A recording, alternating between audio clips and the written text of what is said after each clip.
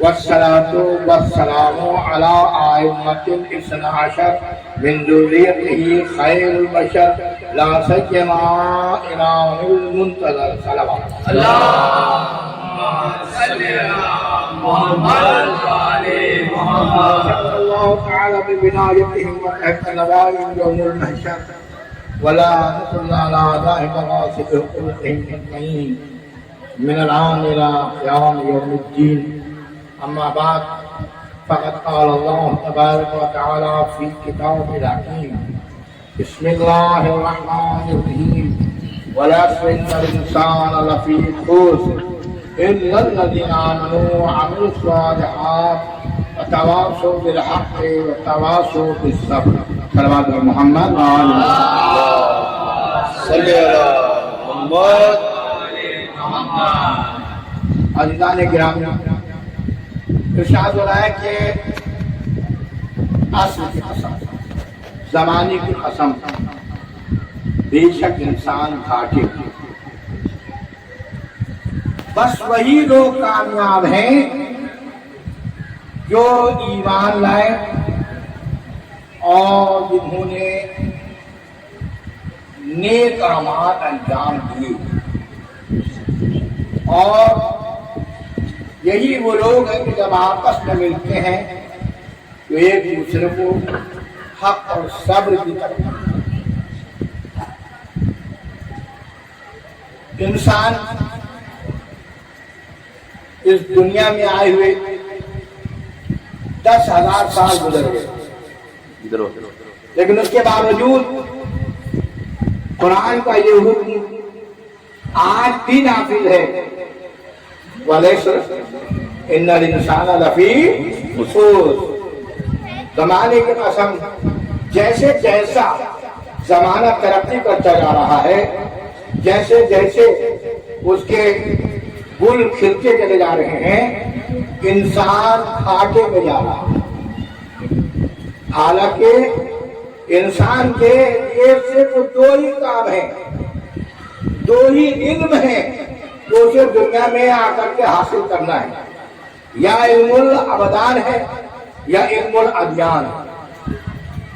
علم الابدان یعنی سائنس کا علم، سائنس کا علم یعنی زمانے کا علم، زمانے کا علم یعنی چاند تاروں کا علم، سورج کا علم، چاند کا علم، زمین کا علم، کیسے چلتی ہے، کیسے سورج نکلتا ہے، کیسے چاند نکلتا ہے، کیسے روشنی دیتا ہے۔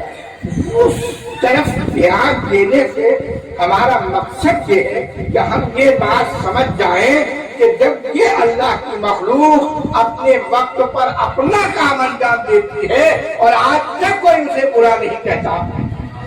کیا کوئی سورج کو گالی دیتا ہے؟ کیا کوئی چاند کو گالی دیتا ہے؟ کیا کوئی ستاروں کو گالیاں دیتا ہے؟ نہیں، بلکہ جب اندھیاری ہوتی ہے تب ہمیں احساس ہوتا ہے کاش چاند نکلا ہوا ہوتا تو ہم راستہ نہ بھٹکتے۔ یعنی اندھیرے میں راستہ جب انسان بھٹکتا ہے، اماوسیا کے وقت میں جب چاند گھڑیال کھا جاتا ہے، چلا جاتا ہے، اندر اوپر ہو جاتا ہے، انسان کو ٹہوکے دینے کے لیے کہ دیکھ انسان، میں تیرے سامنے سچائی سے رہا، تو نے مجھ سے ہدایت حاصل نہیں کی، اب 3 دن میں احساس کر کہ اگر چاند نہ خلق کرتا خدا تو تیرا کیا حج ہوتا، سورج نہ بناتا اگر خدا تو تیرا کیا حج ہوتا، اس زمین کو اگر تیرے لیے صلت نہ بناتا تو کس طرح تیرا کیا حج ہوتا۔ تو اب سوچنے کی بات ہے کہ یہ علم سائنس انسان کی عقل کو جہاں تیز کرتا ہے، مہمیز کرتا ہے کہ ہم زمانے کے ساتھ چلیں، ہم زمانے کے ساتھ اٹھیں، ہم زمانے کے ساتھ بیٹھیں، ہم زمانے کے ساتھ کھائیں، ہم زمانے کے ساتھ پیئیں، ہم زمانے کے ساتھ چلیں، لیکن اس کے باوجود بھی آج بھی قرآن یہ کہہ رہا ہے وَالْعَصْرِ إِنَّ الْإِنسَانَ لَفِي خُسْرٍ، انسان تو گھاٹے میں۔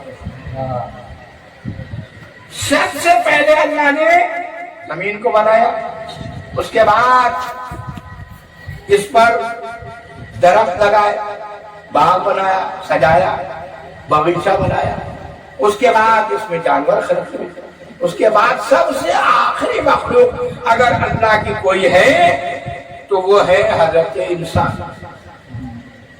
لیکن انسان کے لیے خدا کیا کہہ رہا ہے کہ وہ گھاٹے میں، کل بھی گھاٹے میں تھا، آج بھی گھاٹے میں ہے، کیا کل بھی گھاٹے میں رہے گا؟ تو اگر کل بھی گھاٹے میں رہے گا تو پھر انسان کو خلق کرنے کا مقصد کیا ہوا؟ انسان کو بنانے کا مطلب کیا ہوا؟ تو اب ہمیں دیکھنا پڑے گا کہ انسان کی تخلیق کا باعث کیا ہے، بیس کیا ہے. تو اللہ نے ارشاد فرمایا ما خلقت الجن والانس الا لیعبدون، میں نے جنوں کو انسانوں کو نہیں پیدا کیا مگر اس لیے کہ وہ میری عبادت کرے. بس معلوم ہوا کہ جو اللہ کی راہ میں بھٹک جاتا ہے وہ دنیا سے بھٹک جاتا ہے.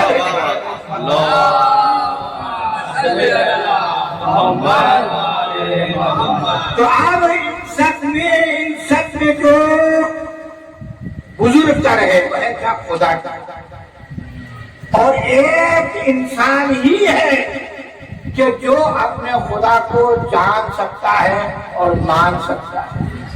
اس کے علاوہ کوئی مخلوق جس حال میں پیدا ہوئی وہ اسی حال میں رہے گی.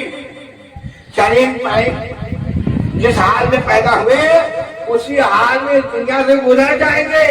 ان سے کوئی کلام نہیں ہوگا، ان سے کوئی سلام نہیں ہوگا، ان سے کوئی بھی حساب و کتاب نہیں ہوگا.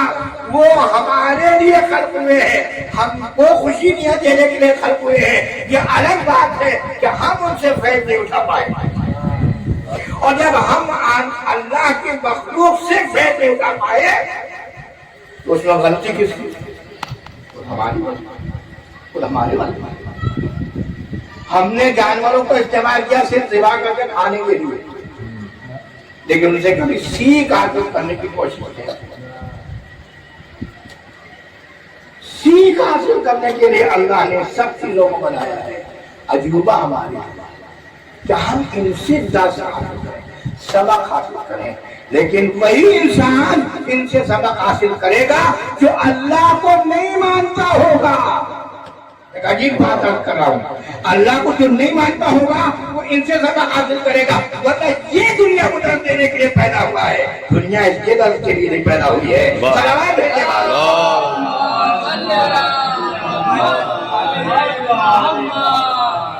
کبھی آپ نے سنا کہ چڑیوں سے کہا گیا ہو تم ایمان لاؤ؟ کبھی آپ نے سنا کسی جانور سے کہا گیا ہو کہ تم ایمان لاؤ؟ کبھی تم گھاٹے میں ہو؟ یہ انسان ہے جس کو اللہ نے اشرف المخلوقات بنایا. فتبارک اللہ احسن الخالقین. کتنا اچھا ہے وہ خدا جس نے اتنی اچھی مخلوق پیدا کی، جس نے انسان کو بنایا اور انسان کو بنانے کے بعد ارشاد فرمایا کہ تو یاد رکھ تیرے لیے کوئی زحمت کی بات نہیں ہے، تیرے لیے کوئی بہت بڑا کام نہیں ہے. ہم نے تجھے صرف اس لیے خلق کیا ہے کہ تو ہمیں پہچان لے، ہماری عبادت کر. پھر دیکھ ہم تجھے دنیا میں کتنا سرفراز کرتے ہیں.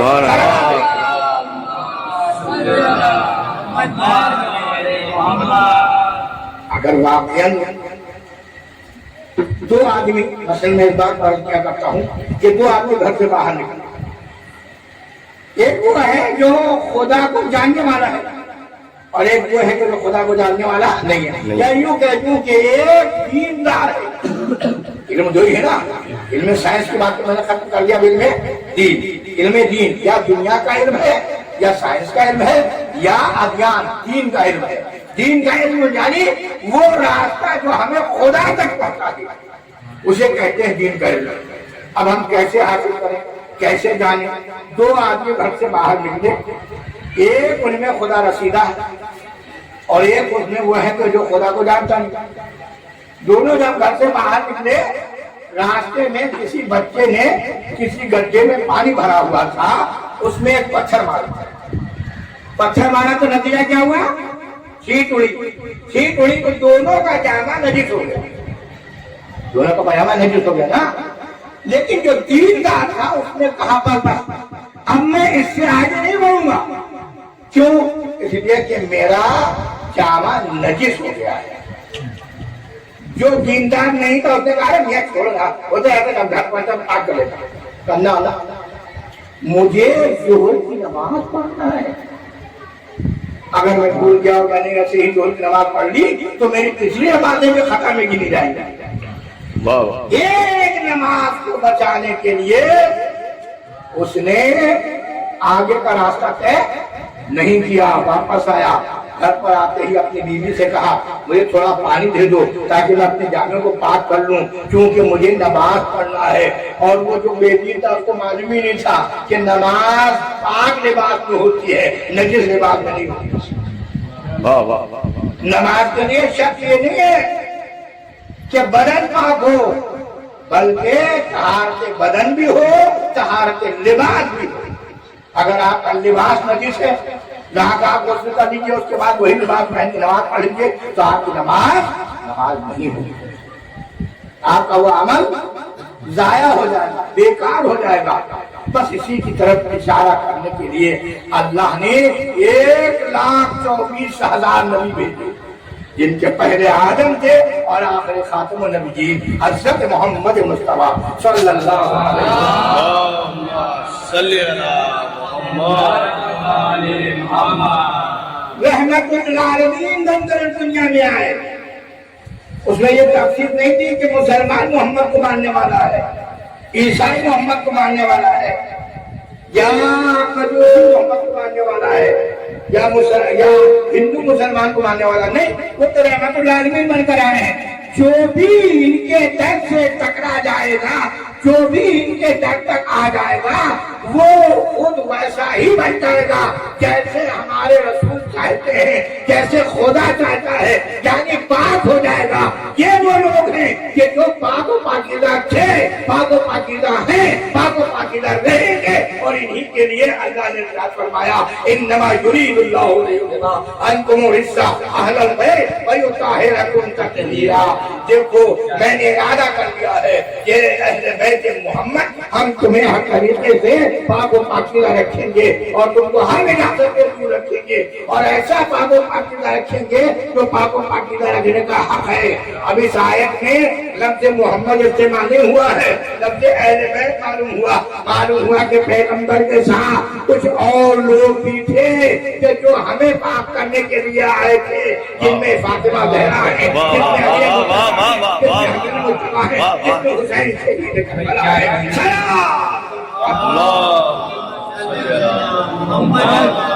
نعرہ حیدری محمد وعلی محمد صلوات اور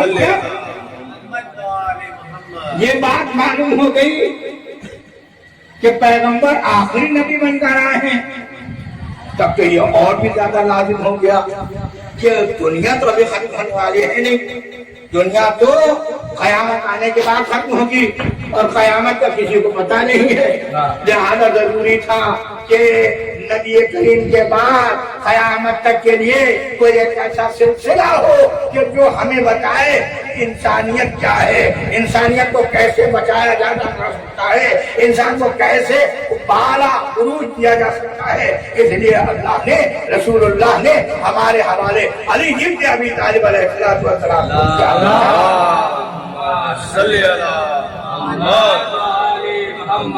اب حضرت علی علیہ السلام کے تمام حرکات و سکنا، اٹھنا بیٹھنا چلنا پھرنا کھانا پینا ہمارے لیے اسوہ حسنہ بن گیا۔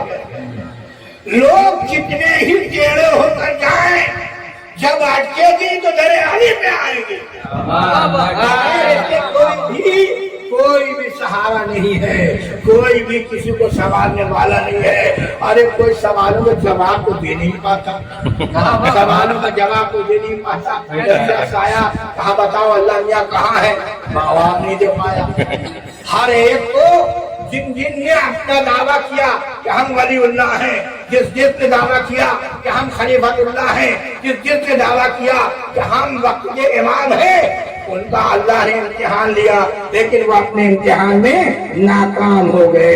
آخر کار علی ابن ابی طالب علیہ السلام کے پاس آئے، اس لیے کہ یہی وہ انسان کامل ہے جو 1,24,000 انبیاء کی محنتوں کا ثمرہ ہے۔ اگر علی کا دعویٰ ملا تو تمہیں ولایت بھی مل جائے گی، محبت بھی مل جائے گی، انسانیت بھی مل جائے گی۔ नारा हैदरी और जबरदस्त सलावत वाह वाह अब सोचने की बात है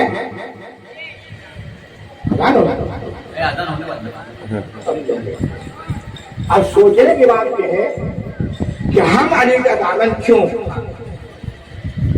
अगर आपको फलाह चाहिए, अगर आपको निजात चाहिए, अगर आपको हौज कौसर तक पहुंचना है तो साथ में कौसर का दामन सामना होगा।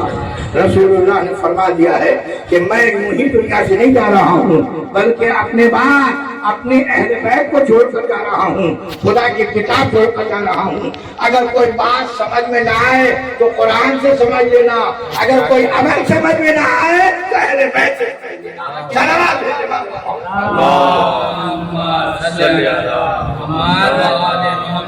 और रिजान गिरामी यही वजह थी कि सिर्फ हमारे काम नहीं आए अली, क्या हमारे ही पेशवा नहीं है अली, बल्कि नबी को भी जब जरूरत पड़ी तो अली ही काम आए। बस एक बात आपको इशारा करते चलूं, खैबर के मैदान में अल्लाह के इस वसी, अल्लाह रसूलुल्लाह के इस वली को आशोक चश्म अली अलैहिस्सलाम तशरीफ नहीं लाए थे। आज लोग उछल उछल के ये कह रहे थे वाह वाह वाह, अब तो हमने मार्का जीत लिया, अब तो इस जंग में अली मौजूद है ही नहीं, हम पता कर लेंगे, हमारा झंडा बढ़ जाएगा। लेकिन अजीज़ान गिरामी तारीख कहती है कि 39 दिन तक जाते रहे लेकिन कोई भी खैबर को फतह नहीं कर पाया। आखिरकार नबी करीम को फिक्र हुई, 39 दिन गुजर गए, खैबर क्यों नहीं पता होता। जिब्रील अमीन नाजिल हुए, कान में आकर कहा नादे अरियन मदर न जाए, नबी को पुकारो जो मदर न जाए। नबी करीम ने इरशाद फरमाया कल मैं उसे आलम दूंगा जो करार होगा, गैर फरार होगा, जो मर्द होगा और जो खुदा और रसूल को दोस्त रखा होगा, और वो भी खुदा और रसूल को दोस्त रखा होगा। यानी रसूल ने ये ऐलान कर दिया कि अब कल जो अलम लेकर जाएगा और जिसे भी जाने का शौक है वो सुन ले कि मेरी तरफ से 5 इनाम दिए जाएंगे। वो करार भी कहलाएगा, गैर फरार भी कहलाएगा, वो मर्द भी कहलाएगा, वो खुदा और रसूल का दोस्त भी बन जाएगा। लेकिन अजीजों कोई न उठा। आखिरकार नबी करीम ने इरशाद फरमाया ना दे अलियन मदन जाए तजिदु औन लका फिन नवाइब कुल्लु हम्मिन व गम्मिन सयंजली बिविलायत। यानी कहाँ वाली जनाब अली मुर्तजा ने सलमान को बुलाया, अबू बकर को बुलाया, मेरे कमर में हाथ दो, मुझे खड़ा करो, मेरा नबी मुझे पुकार रहा है। नबी की अभी दुआ कब हुई थी, यानी अभी तालिम मैदान में खैबर में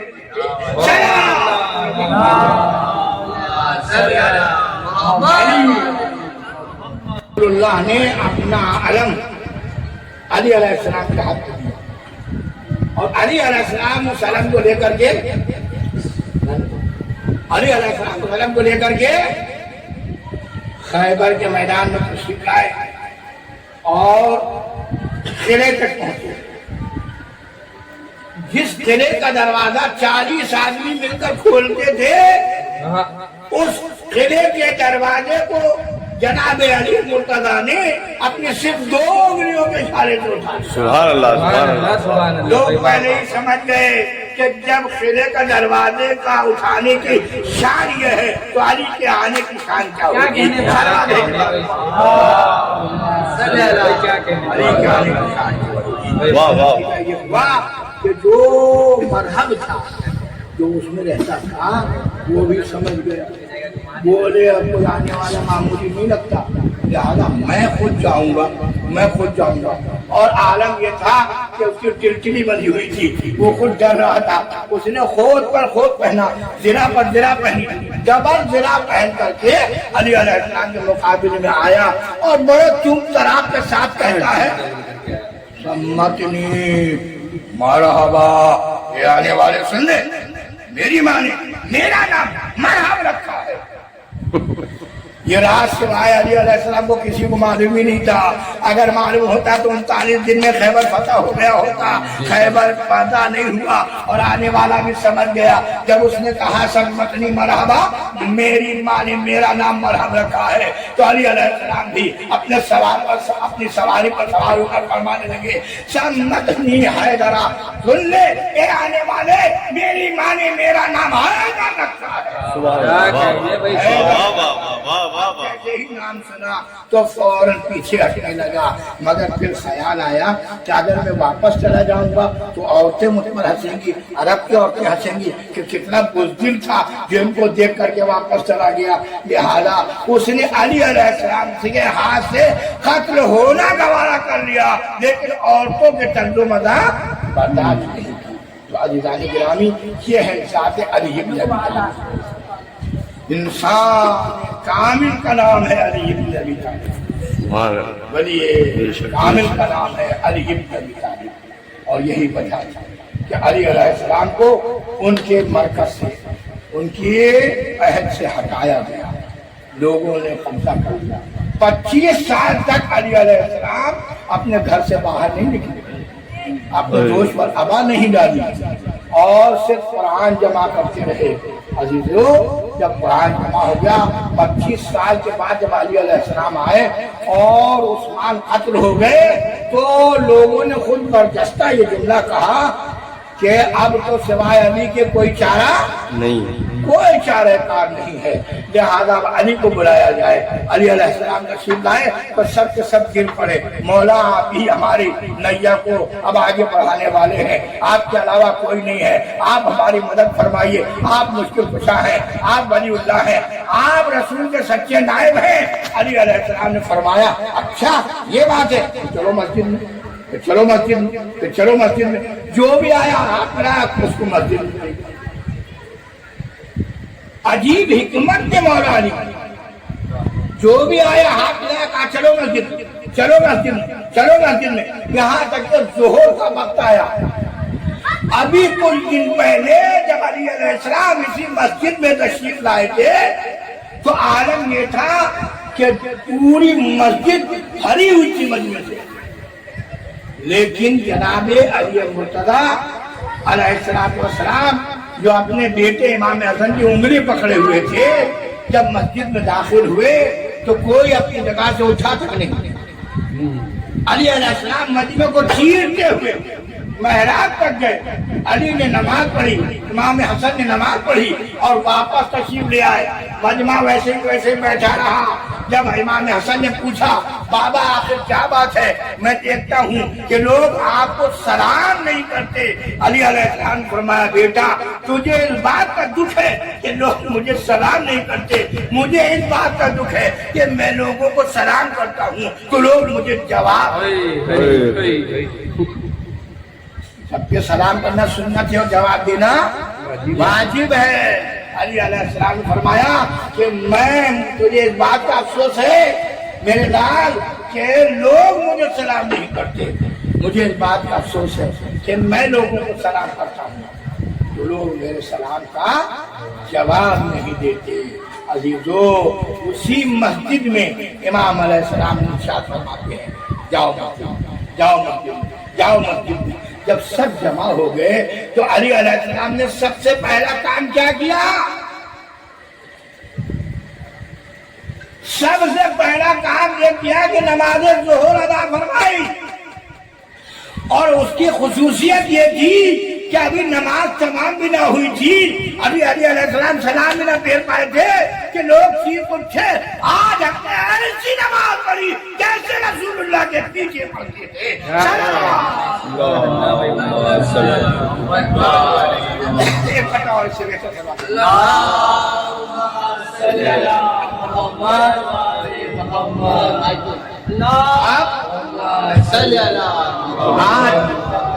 آج ہم نے ایسی سر نماز پڑھی جیسے رسول اللہ کے پیچھے پڑھتے تھے.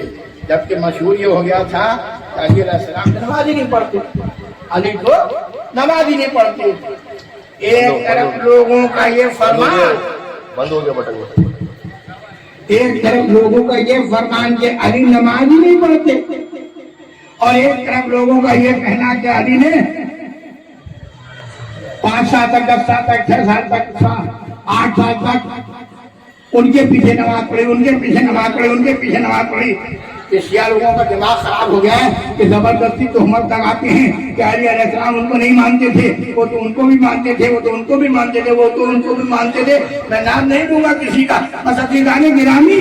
لیکن جب علی علیہ السلام نے نماز پڑھائی اور لوگوں نے جب یہ بے ساختہ ارشاد فرمایا، لوگوں نے بے ساختہ جملہ فرمایا، آج ہم نے ایسی نماز پڑھی جیسے رسول اللہ کے پیچھے پڑھتے تھے، تو معلوم ہو گیا کہ اس سے پہلے اگر علی نے کسی کے پیچھے نماز پڑھی ہوتی تو ویسی نماز آج علی بھی پڑھاتے، مگر علی نے چونکہ صرف رسول اللہ کے پیچھے نماز پڑھی تھی لہٰذا ویسی ہی نماز پڑھائی جیسے رسول اللہ پڑھتے تھے.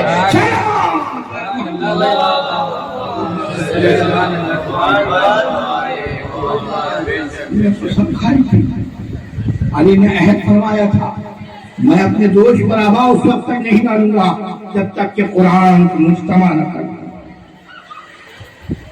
مگر اغیار نے یہ الزام کہ ہمارے سر چھوپ دیا اور کہتے ہیں کہ یہ شیعہ لوگ قرآن کو نہیں مانتے، یہ اس قرآن کو نہیں مانتے، وہ اس قرآن کو نہیں مانتے. یہ تو کہتے ہیں قرآن کے 40 پارے والا قرآن ہے اور یہ قرآن جو ہمارا قرآن ہے یہ تحریف شدہ ہے، ہم اس کو تسلیم نہیں کرتے.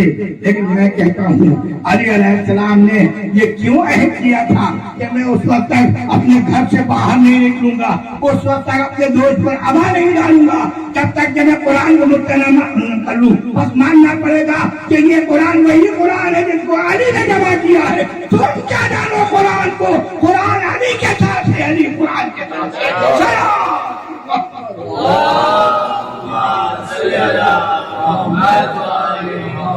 سورج بات کی گواہی دیتے ہیں یہ مال قرآن اور قرآن مال علی.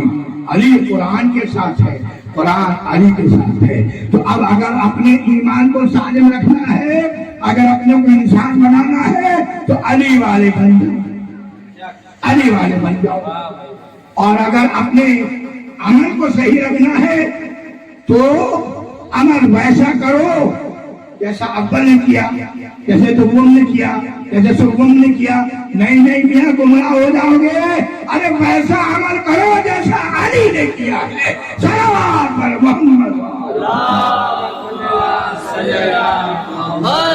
ایسا عمل کرو جیسا علی نے کیا. علی نے نماز پڑھائی، تمہیں نے تو کہا، تمہیں نے تو کہا بے ساختہ، مجمع نے تو کہا، مقتدیوں نے تو کہا، پیچھے پڑھنے والے نمازیوں نے ہی تو کہا کہ آج ہم نے ایسی نماز پڑھی جیسے رسول اللہ کے پیچھے پڑھتے تھے. تو ماننا پڑے گا کہ علی ہی حق ہے، علی حق کے ساتھ ہے، علی ہی وسیع رسول ہے، علی ہی ولی اللہ ہے. صلوات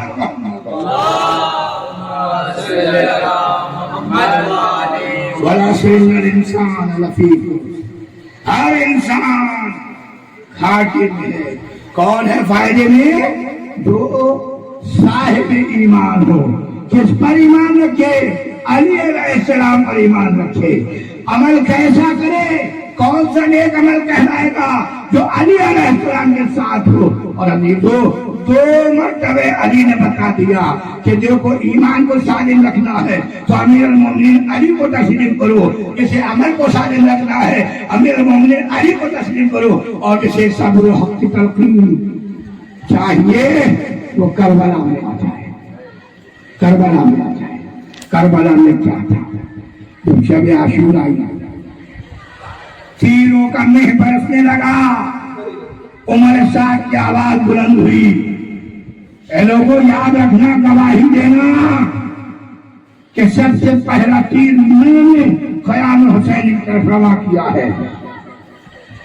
ادھر جناب ابو الفضل عباس اپنے خیمے سے باہر نکلے، میدان میں تشریف آئے اور لانے کے بعد ایک خط کھینچا اور کہا کہ اگر کسی میں دم ہے تو اس خط کو پار کر کے بتا دے، اگر آج ہی قیامت نہ برپا کر دوں تو مجھے عباس نہ کہنا، مجھے عباس نہ کہنا.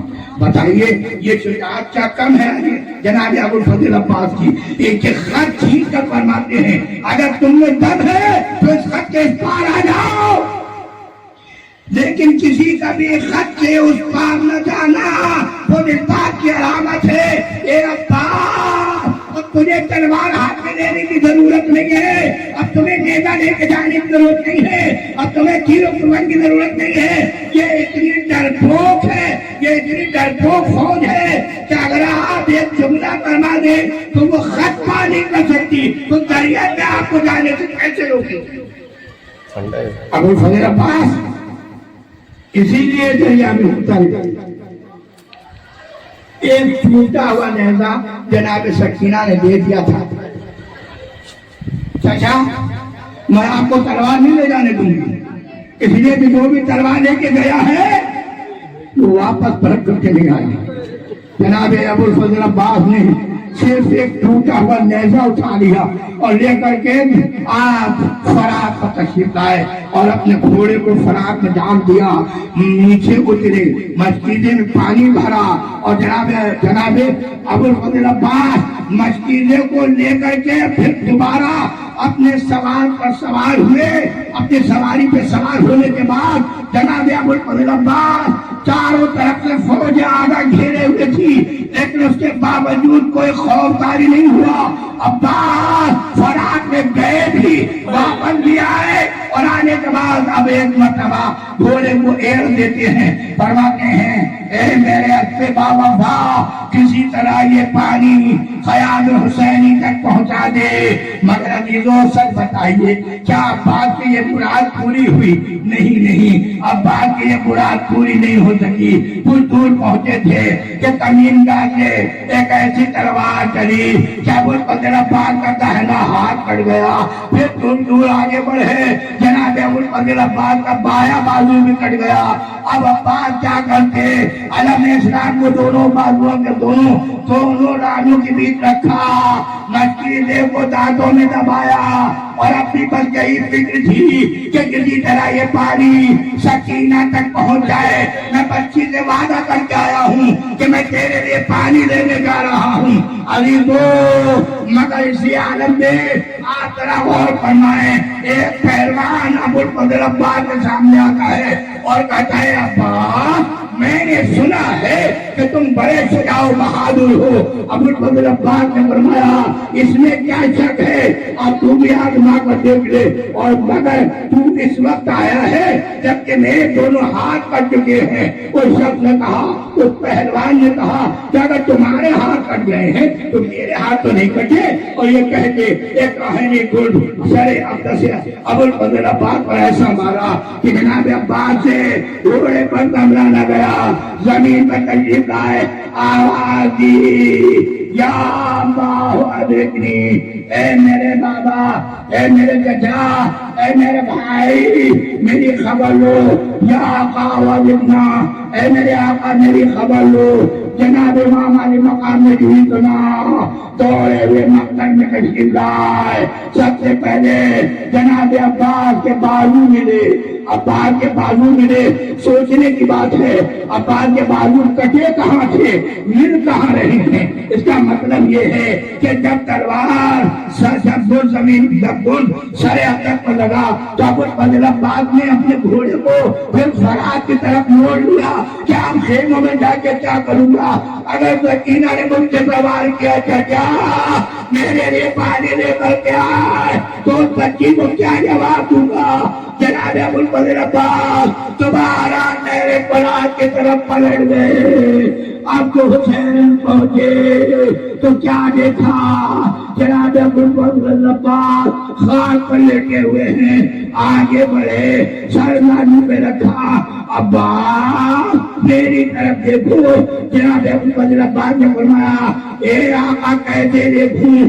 ایک آنکھ میں خون پیوست ہے، ایک آنکھ میں تیر لگا ہے۔ ابو الفضل عباس نے جب یہ جملہ فرمایا حسین جھکے، اپنے دامن سے آنکھ کو پاک کیا۔ ایک مرتبہ فرماتے ہیں بھیا میں نے دیکھا ہے ساری زندگی گزر گئی مگر تو نے کبھی مجھے بھائی نہیں کہا، آقائی کہہ کر پکارا، اور میری بھی حضرت کو پورا کر دے، مجھے آخری مرتبہ بھائی کہہ کر پکار لے۔ جناب ابو الفضل عباس سے رہا نہ گیا، میں نہیں سمجھ سکتا کس طرح سے جملہ ادا کیا ہوگا۔ ابھی بھائی کہہ بھی نہ پائے تھے کہ روح جانب جنت پرواز کر گئی. حسین نے چاہا کہ ابو الفضل عباس کو اٹھائیں لے جائیں خیمے کی طرف، لیکن ایک مرتبہ جناب ابو الفضل عباس نے فرمایا اے آقا میری لاش خیمے میں نہ لے جائیے گا، مجھے سکینہ بی بی سے شرم آتی ہے، میں بچی سے پانی کا وعدہ کرایا تھا مگر لے کر نہ جا سکا. انا للہ و انا الیہ راجعون. اذا لقضاء تسلیما لامره. خدا اللہ کا رب العالمین نے تجھے واسطہ محمد کا ہمارے قریب عمل کو قبول ہمارے بیماروں کو بیمار کربلا کے سب سے نصیحت بے روزگاروں کو روزگار، صاحبان روزگار کو ترقی، تمام نمونہ جو ہمارے سامنے گزر گئے ان کی مغفرت فرما. خدا بندہ ہمیں کوئی غم نہ ہو سوائے غم سید الشہداء. ہم سب کو اور بھائی امام حسین علیہ السلام نے شہادت کی توفیق عنایت فرما. اپنے آقا و مولا و ماوا و منجا سے ملنے کی توفیق عنایت فرما. خدا بندہ سب سے پہلی رات جب ہم قبر میں جائیں تو اپنے آقا و مولا حسین بن علی علیہ السلام کی زیارت سے مشرف فرما. خدا بندہ تو ارحم الراحمین کے واسطے محمد وال محمد کا منتقم حقیقی منجی بشریت حضرت امام زمانہ علیہ السلام